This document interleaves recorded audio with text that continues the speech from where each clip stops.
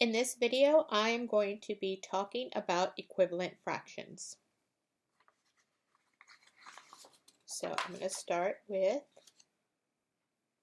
the definition of an equivalent fraction.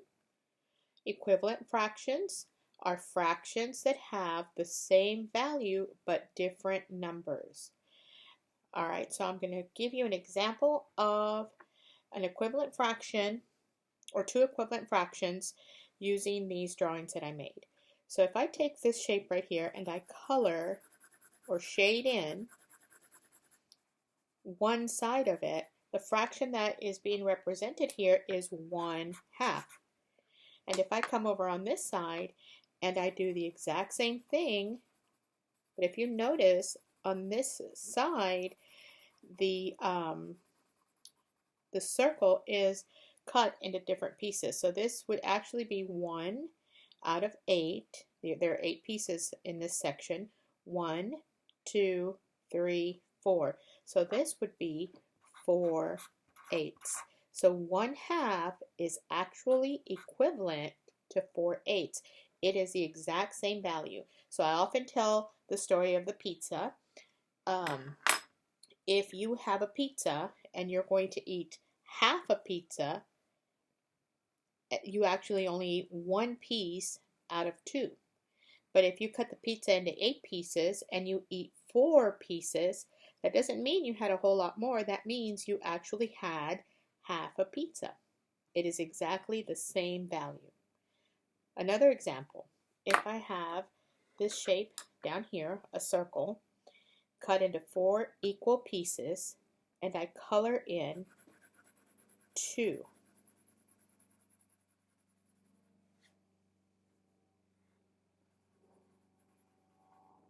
The fraction here would be 2/4. Again, if I color one piece out of the 2 on this side, the fraction represented here is 1/2. So 2/4 is equal to 1/2. And actually, if you look at all the pictures, 1/2, 1/8, 1/2, 4/8, and 2/4 are all equivalent fractions because they all have the same value. Now these are equivalent fractions with a picture. You might see that. Now I have some examples that we're going to work on without drawings.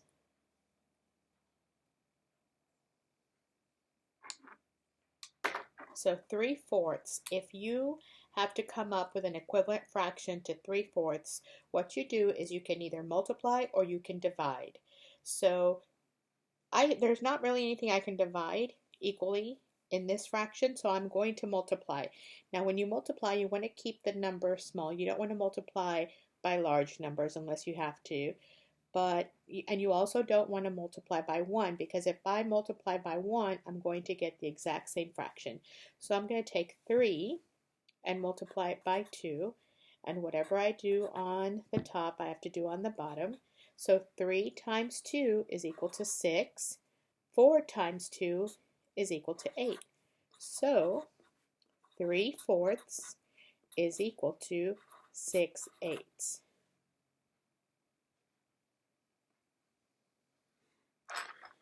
See if I can zoom in a little bit.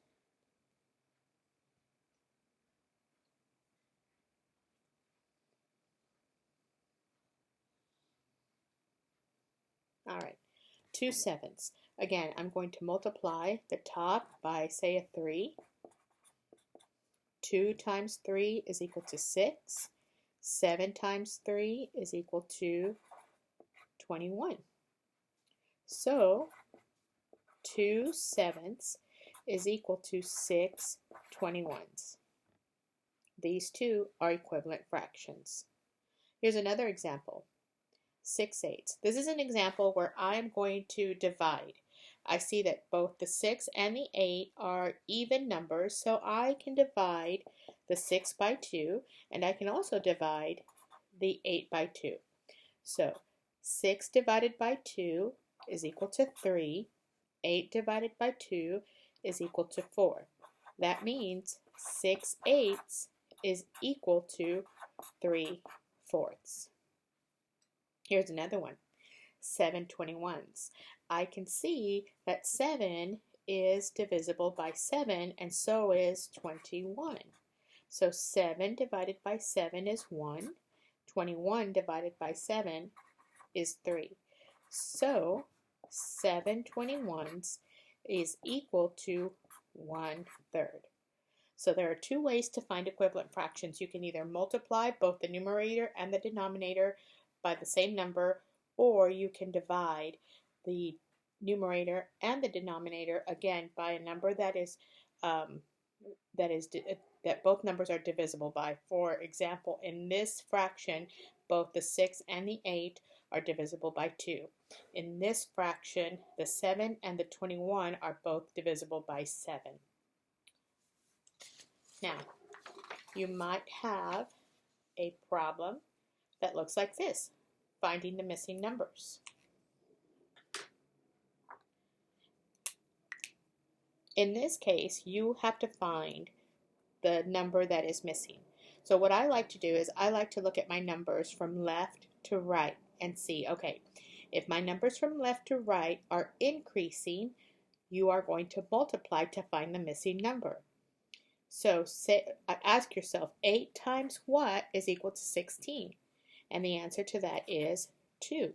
8 times 2 is equal to 16, which means whatever you do on the bottom, you do to the top. 2 times 2 is equal to 4. The answer here is 2/8 is equal to 4/16. These two fractions are equivalent fractions. Let's try another one. My numbers from left to right are increasing, not the value of the fractions, because these two are going to be equivalent fractions. They're going to be equal in value, but just the numbers. So since they're increasing, that means I'm going to multiply. So I ask myself, 1 times what is equal to 3? The answer is 3. 1 times 3 is equal to 3. So 5 times 3 is equal to 15.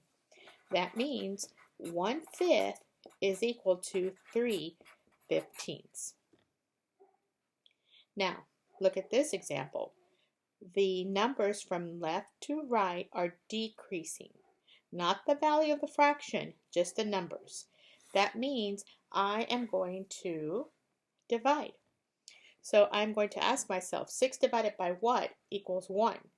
So that would be 6. 6 divided by 6 is equal to 1. So whatever I do on the top, I have to do on the bottom. 18 divided by 6 is equal to 3. So 6/18 is equal to 1/3. Here's another example. My numbers from left to right are decreasing, which means I'm going to divide. Ask yourself, 15 divided by what is equal to 3? The answer here would be 5. So 5 divided by 5 is equal to 1. This means 5/15 is equal to 1/3. And that's how you can find the missing number when you're looking for equivalent fractions. Now, I've got another piece of paper here, and this time I want you to get a piece of notebook paper or any kind of paper that you might have at home and copy these problems down and practice. And then bring them to class. I'll check them, look them over, and see how you did. I hope that by looking at this video, by watching this video, that you have a better understanding of equivalent fractions. Thanks for watching.